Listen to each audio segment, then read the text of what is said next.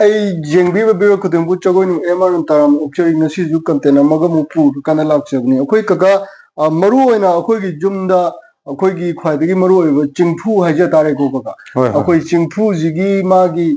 थम्बगी मोंग मतौ अमदि माजे मतौ करमना नुमिदांगी मतमदा चेंग खाइदोखिबा अमदि चेंगी लौथोको मतमदा मखोल थोंना लौथोको ओइतारगदि अखोई ताइबंग मियोइबदा imagine नुवाइजदब पेंजदबदुगी मतंगदा Khanna जनबगी तंजादुनी ngasi luxury बिजाई ककाबु अहान ममुतदि काय खुनुबु चरी ककाबु खोरम चरी आइना कका मरु ओइना अखोइगी चिंगफुजी संगाई अमदा चिंगफुजी लैबो ओइतारगदि मागी मफमजी करम जगह थमगदगे हाइबजे अहानमद खंजगे कका फनी मसिगी मतंगसिदी ममांगैददि अखोइना मैतै युमसा युमजाव हाइदना अमा सारमे मसी मनिंग इथंग थंग काजी मसीगी मखादंग संदुंग बुमाहिदा लाइनदुक सनामही लेरे अवांग थंगबगी कासिना चखुम का हाइदना थमे मसिदगी ममांगलोमदा चखलकपसिदा आदा अखोइना फमजाव का हाइदना लेरिबसिगी लुखुमगी कासिदा मेन उरेब जत्रा हाइदना लेरिबसि लेखरगा जत्रा सिगी पानबा मनिंग खितंग चंगचलकाना युंबी एम लय लमजाई सिदना अखोइगी फुना खाइदना मई हौनबु फुंगा लाइरु अदुगा अमुक अवांग थंग नाकनसिदा इमा लैमरिन सिदबी अदुगी हे फुनाक्सिगी मनिंग दंगबसिदा लैरिबु युंबी सिगी मखोंगसी अखोइना इमा इबेम इमोइनु कौबी चिंफु लाइरेमबिजे माना लैगदबु मफमनि हाइदना असुना ताकपी मसी अखोइना युम साबा मतमदा युम साबसिंगना मथक्ता हुमदांग यालकपु मतमदा मागी मपासिदा हुमदांग मा चिंफु मखुमना यानन थम हौजिक्ति मतमगा चुनरक्तबना काहुंगी युम मफैब ममांग उनबीसी सारक मतमसिददी अखोइना अवांग इथंग थंग काजे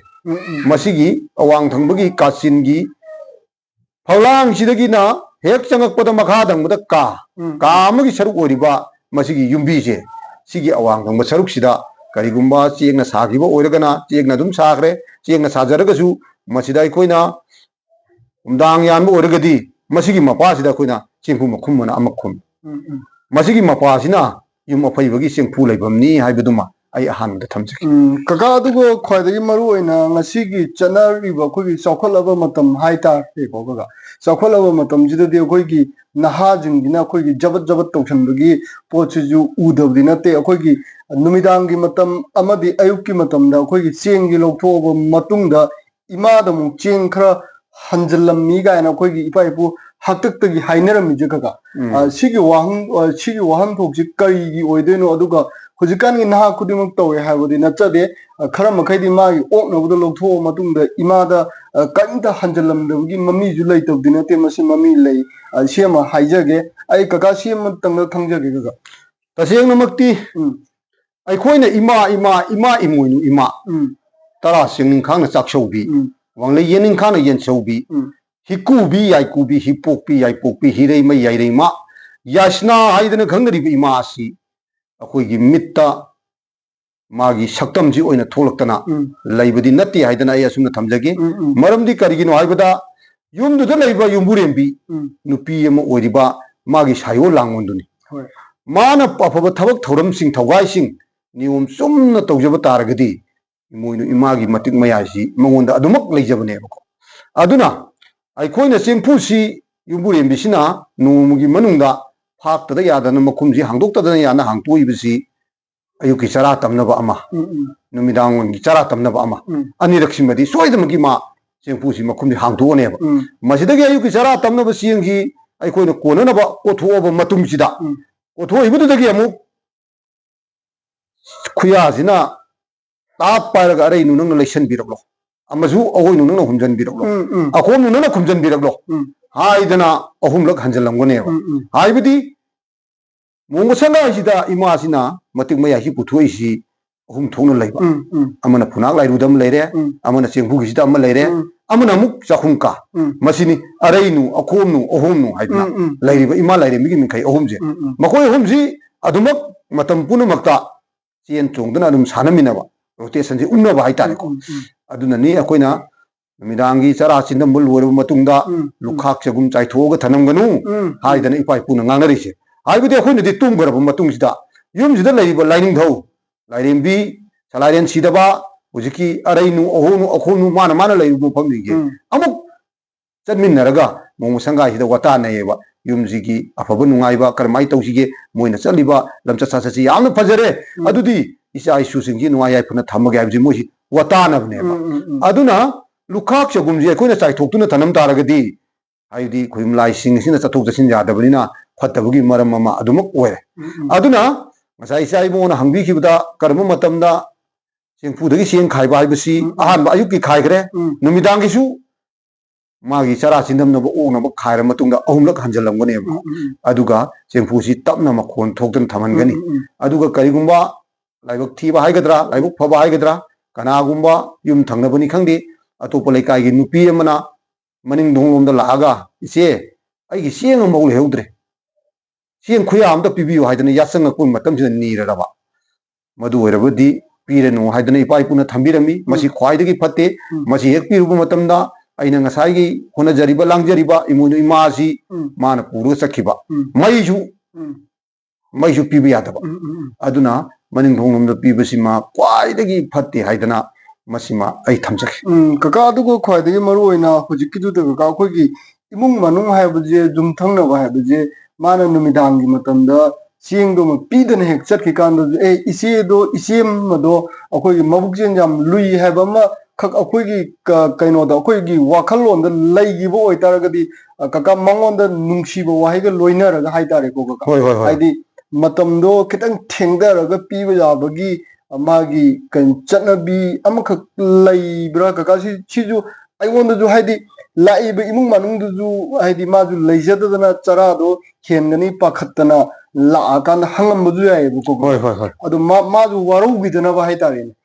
ꯏꯃꯥꯒꯤꯁꯨ ꯁꯣꯏꯗꯕ ꯍꯥꯏꯗꯤ ꯏꯄꯥ ꯏꯄꯨ ꯍꯥꯛꯇꯛꯇꯒꯤ ꯑꯩꯈꯣꯏꯒꯤ ꯍꯥꯏꯅꯔꯀꯥꯟꯗ ꯂꯩꯕ ꯑꯩꯈꯣꯏ ꯂꯤꯟꯁꯨ ꯁꯤꯗꯅꯕ ꯆꯩꯁꯨꯁꯨ ꯁꯤꯗꯅꯕꯒꯤ ꯋꯥꯍꯩ ꯑꯃꯈꯛꯇꯤ ꯂꯩꯗꯅꯀꯣ ꯁꯨꯡꯁꯣꯏ ꯁꯣꯏꯗꯅ ꯏꯃꯥꯅ ꯉꯥꯛꯄꯤꯕ ꯌꯥꯕ ꯖꯒꯥꯁꯤꯡꯗꯤ ꯂꯩꯕ꯭ꯔꯥ ꯀꯃꯥꯏꯅ ꯍꯅꯣ ꯀꯀꯥꯁꯤ ꯃꯁꯤꯒꯤ ꯃꯇꯥꯡꯁꯤꯗꯤ ꯇꯁꯦꯡꯅꯃꯛꯀꯤꯗꯤ ꯌꯨꯝꯒꯤ ꯌꯨꯝꯕꯨꯔꯦꯝꯕꯤ ꯑꯃ ꯑꯣꯏꯕ ꯅꯨꯄꯤꯁꯤꯡꯁꯤ ꯍꯧꯖꯤꯛꯀꯤ ꯑꯉꯥꯡꯁꯤꯡ ꯏꯆꯥꯁꯤꯡꯁꯤꯅ ꯀꯌꯥ ꯈꯪꯗꯕ ꯇꯥꯔꯒꯁꯨ ꯃꯃꯥꯡꯉꯩꯒꯤ ꯑꯍꯜ ꯂꯃꯟꯁꯤꯡꯅ ꯐꯨꯡꯒꯥ ꯂꯥꯏꯔꯨꯁꯤꯗ ꯊꯕꯛꯁꯤ ꯋꯥꯅ ꯆꯠꯂꯨꯔꯒ ꯃꯁꯤꯒꯤ ꯋꯥꯔꯤ ꯋꯥꯇꯥꯏꯁꯤ ꯑꯗꯨꯃꯛ ꯁꯥꯟꯅꯗꯅ ꯂꯣꯏꯅꯃꯛ ꯈꯪꯗꯕ ꯉꯥꯛꯇꯅꯦꯕꯀꯣ ꯑꯗꯨꯅꯅꯤ ꯑꯩꯈꯣꯏꯒꯤ ꯃꯩꯇꯩ ꯀꯪꯂꯩꯄꯨꯡꯁꯤꯗ ꯑꯩꯈꯣꯏꯒꯤ ꯐꯨꯅꯥꯛ ꯂꯥꯏꯔꯨꯁꯤꯗꯤ ꯑꯩꯈꯣꯏꯒꯤ ꯂꯥꯏꯔꯤꯛ ꯇꯝꯐꯝ ꯁ꯭ꯀꯨꯜꯅꯦꯅ ꯑꯈꯪ ꯑꯍꯩꯁꯤꯡꯅ ꯇꯥꯛꯄꯤꯔꯤꯁꯤ ꯑꯗꯨꯅ ꯇꯥꯏꯕꯪ ꯁꯦꯝꯕꯤꯕ ꯃꯄꯨ ꯃꯥꯒꯤ ꯊꯧꯖꯥꯟꯗꯒꯤ ꯅꯣꯡꯃ ꯁꯪꯒꯥꯏ ꯑꯃꯅ ꯈꯔ ꯏꯅꯥꯛ ꯈꯨꯜꯂꯛꯄ ꯌꯥꯏꯐꯔꯛꯄ ꯑꯐꯔꯛꯄ ꯅꯨꯡꯉꯥꯏꯔꯛꯄꯁꯦ ꯊꯪꯅꯔꯤꯕꯁꯤꯡꯁꯤꯗ ꯃꯁꯤ ꯋꯥꯔꯧꯕꯤꯒꯅꯨ ꯀꯜꯂꯛꯄ ꯌꯦꯡꯊꯤꯕ ꯑꯗꯨꯃꯛ ꯌꯥꯎꯅꯗꯕꯗꯤ ꯅꯠꯇꯦ ꯅꯨꯡꯁꯤꯕꯤꯕꯁꯨ ꯌꯥꯎꯔꯤꯕꯅꯤ ꯇꯁꯦꯡꯅꯃꯛꯀꯤ ꯃꯥꯒꯤ ꯌꯨꯝꯁꯤ ꯀꯥꯈꯠꯂꯛꯏꯁꯤ ꯇꯥꯍꯜꯂꯒꯦꯗꯅ ꯁꯤꯜꯂꯒ ꯂꯥꯛꯄ ꯑꯃ ꯑꯗꯨ ꯅꯠꯇ꯭ꯔꯒꯗꯤ ꯃꯥꯅ ꯊꯃꯣꯏ ꯁꯦꯡꯅ ꯂꯩꯇꯗꯅ ꯂꯥꯛꯄ ꯑꯣꯏꯔꯒꯗꯤ ꯃꯥꯒꯤ ꯇꯟꯖꯥꯗꯨ ꯈꯤꯇꯪ ꯂꯩꯊꯔꯒ ꯃꯃꯥꯡ ꯊꯣꯡ ꯍꯥꯏꯗꯅ ꯂꯩꯔꯤꯕꯁꯦ ꯁꯣꯝꯗ ꯏꯔꯦꯟꯅ ꯀꯧꯊꯣꯛꯑꯒ ꯏꯅꯝꯃ ꯏꯆꯦ ꯑꯩꯗꯣ ꯎꯄꯥꯏ ꯂꯩꯇ꯭ꯔꯦꯅꯦ ꯍꯥꯏꯕꯁꯤꯗ ꯌꯨꯝꯒꯤ ꯌꯨꯝꯕꯨꯔꯦꯝꯕꯤꯁꯤꯁꯨ ꯋꯥꯈꯜ ꯈꯤꯇꯪ ꯈꯟꯊꯒꯅꯤ ꯌꯥꯆꯪꯉꯛꯄꯗꯤ ꯈꯤꯇꯪ ꯌꯥꯆꯪꯉꯛꯄ ꯃꯇꯝꯁꯤꯗꯗꯤꯕꯣ खितंग नुंगाइते खितंग थेंगदरकाना नंग मसिदा लाउ अय अंगम खर पीगे हाइबा अदगी कइनुगी मतमसिना ngaligigi matamsina numina yumkhalakpa numi yumkhalakpa matam hariba tanjani sidi migi mafamdagi pot lawrubuda piru oi haibasi aya manadi loi khangnari ba haibu tanja chate adubu karigumba nupi sina khujin khuna thongda pira agadi moigi kainosi mayeng tahannabugi damukta atamnana maning thongdai लाको मधुबक ओरम दबसु याइको कोई काहेदि अखोई वाखलोन जा वाखलोन जी फत्तब खरा अफब खरा मसि नै नहौदब यादबने बको हाइबदि आइसगी इसाइ बुंगोगा आइगा हजि वारी तौमिनरी सक्सु मानदबगी मतुंगिना थमुसु खेनरी ने आइना करी खलिबा माना करी खलिबा हाइबदि माबु नुंगा याइ फहलगे खनबिबा अमा माबु सिंगधबिरगे खनबिबा हाइमा असिगुंबसि लै हाइबदु आइ असुना थमजगे मसि हाइबगी दमक्ता थोइदोंना येंबिरिबो मिपुंग खुदिंगना वारुबिबदि तौबिगनु मिओइबो सिंगसे मबुक सियनसिदा अफबा ngakta pubo oiragadi hauji hauji aikoina malem taibung pasida maitai sana leba kanglei pungina fere fere haige wari sibu wagidrane chumani gagana ju pongdo brije ado gaga maroina aina makhata na lakchani je ima ama laibo itaragadi ima ji da thongni jabagi akhoi polamjing haitare ko hoi hoi hoi kari kari polamjing oigani aduga akhoi gi ngasigi numitchida haitare gaga अखोगी इमादा थौनीजब मतम कईजिंग इमादा कच्चब याब अखोइना ngamjaba hairam leiram अखोगी आइगी हिंगोन दा हौजब हाइतारे को होय होय होय कई कई सी कगा कत कनी कगा सी मसी तसेंग नमकी दिको ꯑꯩꯈꯣꯏꯅ ꯍꯤꯡꯒꯣꯜꯗ ꯍꯧꯔꯤꯕ ꯄꯣꯠꯁꯤꯡꯁꯤ ꯑꯩꯈꯣꯏꯅ ꯈꯪꯖꯗꯕꯒꯤ ꯋꯥꯅꯦꯕ ꯃꯈꯣꯏꯒꯤ ꯃꯔꯟ ꯉꯥꯛꯇꯅꯤ ꯍꯥꯏꯕꯗꯤ ꯇꯥꯏꯕꯪ ꯁꯦꯝꯕꯤꯕ ꯃꯄꯨ ꯃꯥꯅ ꯁꯦꯝꯕꯤꯕ ꯂꯥꯏꯒꯤ ꯃꯔꯟ ꯉꯥꯛꯇꯅꯤ ꯍꯥꯏꯕꯅꯤꯗ ꯃꯥꯂꯦꯝ ꯏꯃꯥꯒꯤ ꯇꯝꯄꯥꯛꯁꯤꯗ ꯍꯧꯖꯕꯒꯤ ꯋꯥꯅꯤ ꯑꯩꯈꯣꯏꯅ ꯂꯥꯏꯅꯤꯡꯊꯧ ꯃꯥꯒꯤ ꯃꯐꯝꯗ ꯀꯜꯂꯤꯕꯁꯤꯁꯨ ꯂꯥꯏꯅꯤꯡꯊꯧ ꯃꯥꯕꯨ ꯆꯥꯕꯤꯔꯣꯅ ꯀꯜꯂꯨꯕ ꯅꯠꯇꯦꯕ ꯏꯄꯥ ꯏꯕꯨꯡꯉꯣ ꯅꯪꯅ ꯄꯤꯅꯕꯤꯕ ꯁꯪꯂꯧ ꯌꯦꯟꯁꯥꯡ ꯃꯊꯦꯜꯁꯦ ꯃꯄꯨꯡ ꯐꯥꯔꯦ ꯆꯥꯕ ꯌꯥꯔꯦꯅꯦ ꯑꯃꯨꯛꯇ ꯌꯦꯡꯕꯤꯌꯣꯅ ꯃꯈꯣꯏꯗ ꯌꯦꯡꯍꯜꯂꯨꯕꯅꯦꯕ ꯑꯗꯨꯗꯩ ꯄꯨꯊꯣꯔꯛꯑꯒ ꯃꯥꯅ ꯁꯦꯝꯕꯤꯔꯤꯁꯤ ꯇꯥꯏꯕꯪ ꯃꯤꯑꯣꯏꯕ ꯑꯩꯈꯣꯏꯅ ꯆꯥꯅꯅꯕꯒꯤꯗꯃꯛꯇꯅꯦꯕ ꯐꯧ ꯑꯣꯏꯕꯤ ꯂꯥꯏꯔꯦꯝꯕꯤ ꯄꯨꯊꯣꯛꯇꯨꯅ ꯐꯧ ꯁꯦꯝꯃꯤꯕ ꯌꯦꯟꯖꯥꯡ ꯄꯨꯊꯣꯛꯏꯕ ꯁꯪꯂꯧ ꯌꯦꯟꯁꯥꯡ ꯃꯊꯦꯜ ꯍꯩ ꯔꯥ ꯄꯨꯊꯣꯛꯏꯕꯁꯤ ꯇꯥꯏꯕꯪ ꯃꯤꯑꯣꯏꯕ ꯑꯩꯈꯣꯏꯅ ꯆꯥꯅꯅꯕꯒꯤꯗꯃꯛ ꯃꯣꯏꯅ ꯁꯦꯝꯕꯤꯔꯤꯕꯅꯦꯕ ꯑꯩꯈꯣꯏꯅ ꯃꯈꯣꯏꯗ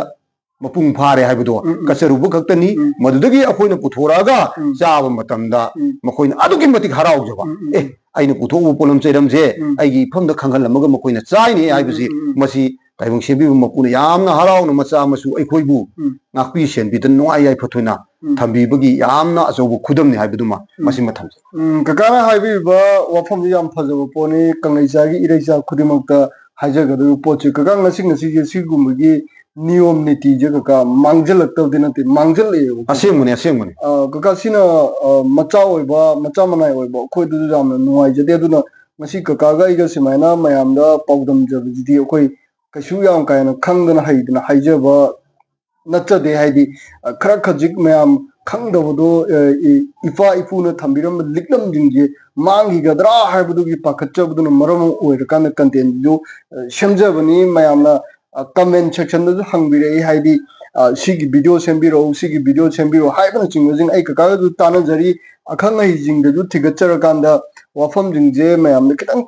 पाउदमजबनी सिदा वही वता हेंजनगिबा कईकाजिंग खितंग याव ओइतारगदु जंगबी बेबे खुदुमना नाक्पीनबगीदमता हाइजगे ऐ ककाबुजु अरोइबदा एकाई खुनु वचरी कका खुरुमजरी कका खुरुमजरी लेसनबगी तंजादो साइड लौजरगे कका याई फरे